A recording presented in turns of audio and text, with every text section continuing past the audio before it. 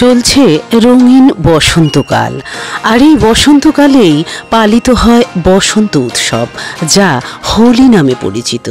কেন পালিত হয় এই হোলি উৎসব, আর কিভাবেই বা শুরু হলো এই প্রথা? ফাল্গুন মাসের পূর্ণিমা তিথিতে পালিত হয় হোলি উৎসব। এই সময়কালে হোলিকা দহনের আয়োজন করা হয়। হোলিকা দহনের ইতিহাস সম্পর্কে আমি এর আগের দিনের ভিডিওতে আপনাদের সাথে সংক্ষিপ্ত আলোচনা করেছি। হোলিকা দহনের পরের দিন রং এবং আবির মাখিয়ে একে অপরের সঙ্গে হোলি খেলেন মানুষ। সবাই একে অপরের ওপর ভালোবাসার রং বর্ষণ করেন। হোলির রঙগুলিকে ভালোবাসার প্রতীক হিসাবে বিবেচনা করা হয়। কৃষ্ণনগরী মথুরায় হোলি উৎসব মহাজাক জমকের সাথে পালিত হয়। কৃষ্ণধারার প্রেমে ডুবে যেতে এবং ব্রজের হোলি দেখতে দূর দূরান্ত থেকে ভক্তরা এখানে আসেন। হোলিতে ভগবান বিষ্ণু ও মহাদেবের পূজা করা হয়ে থাকে।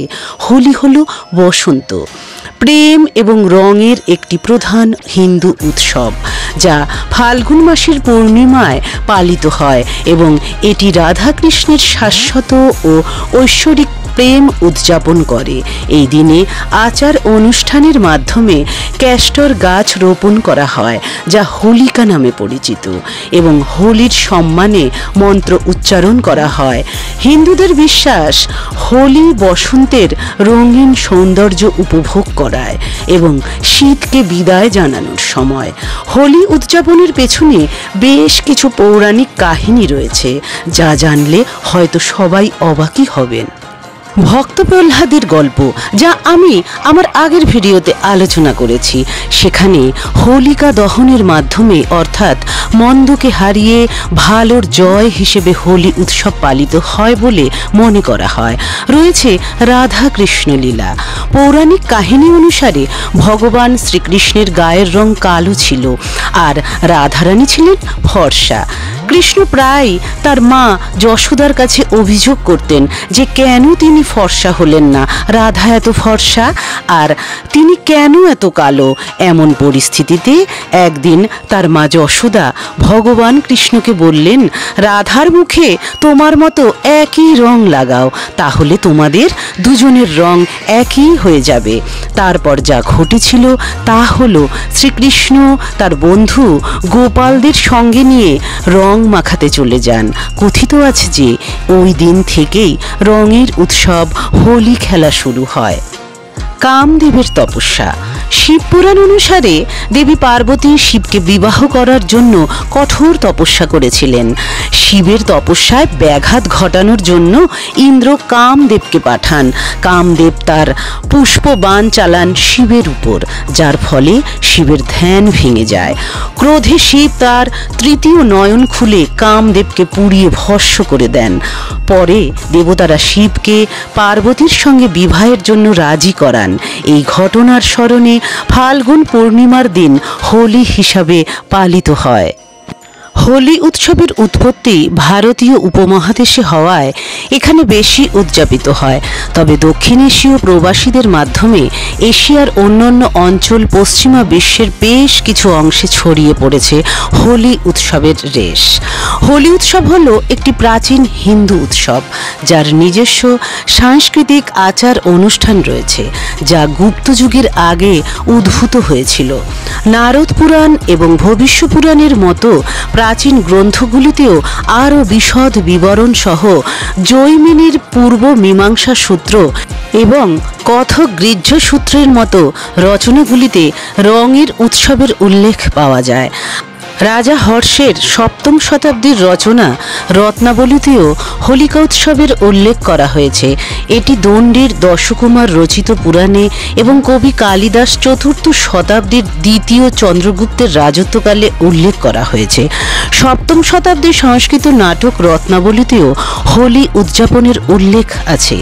হোলি উৎসব 17 শতকের মধ্যে ইউরোপীয় ব্যবসায়ী এবং ব্রিটিশ ঔপনিবেশিক কর্মচারীদের মুগ্ধ করে।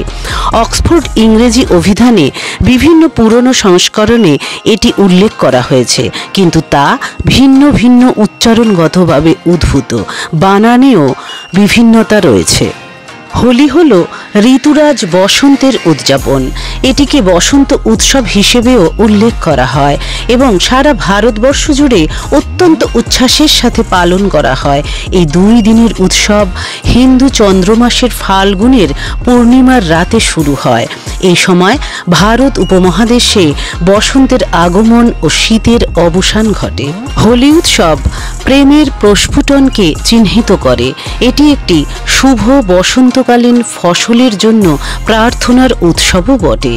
বসন্ত এমনিতেই রঙিন, আর তাকে আরও রঙিন করে তোলে এই হোলি উৎসব। রঙের এই খেলায় ছোট থেকে বড় সকলেই মেতে ওঠেন। আজকের এই হোলি উৎসব উপলক্ষে আমাদের বাঙালি সেবামূলক সংগঠনের সবাই মিলে আমরা বসন্ত উৎসব বা হোলি উৎসব উদযাপন করছি, যার ভিডিও আমি আপনাদের শেয়ার করছি।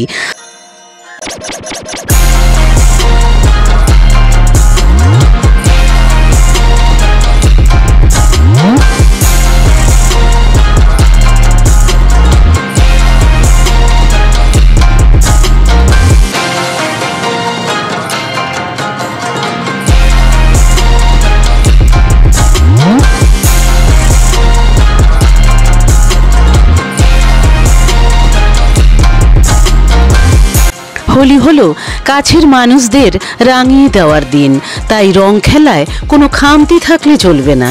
মন খুলে খেলতে হবে আর চুটিয়ে আনন্দ করতে হবে। জীবনের রং যখন মনের রঙের সাথে মিলে যায়, তখন আগামী দিন বা ভবিষ্যৎ সুখের হয়ে ওঠে। ভেদাভেদ ভুলে রঙে রঙে সবাই সবাইকে রাঙিয়ে তোলেন। একটা বছর ঘুরে এলো, আবার খুশির হোলি। চলো সবাই খুশি মনে রং নিয়ে আজ খেলি। আকাশে বাতাসে এখন বসন্ত, আর সেই বসন্তের প্রতীক হয়েই যেন আগমন এই হোলি উৎসবের। এই রঙের খেলায় সকলেই আমরা একত্রিত হয়েছি। সকলের জন্য রইল হোলির অনেক অনেক শুভেচ্ছা ও ভালোবাসা। সকলের মনে লাগুক রঙিন রঙের ছোঁয়া। বসন্তের এই রঙিন দিনে মেতে উঠুন সবাই।